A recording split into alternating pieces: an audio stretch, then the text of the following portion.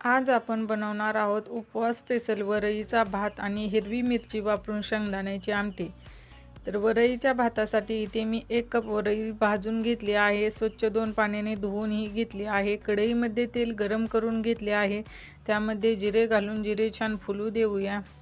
जिरे छान फुलले की लगेचच पाणी घालूया आणि पाण्यामध्ये चवीपुरते मीठ घालून झाकण ठेवून पाण्याला छान उकळ येऊ देऊया.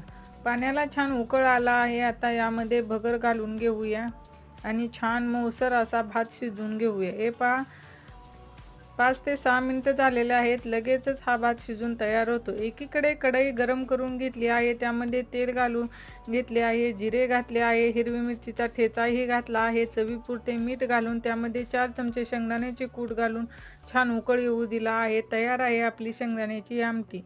एकदम मऊ लुसलुशीत भगरीचा भात आणि एकदम झणझणीत अशी शेंगदाण्याची आमटी तयार आहे.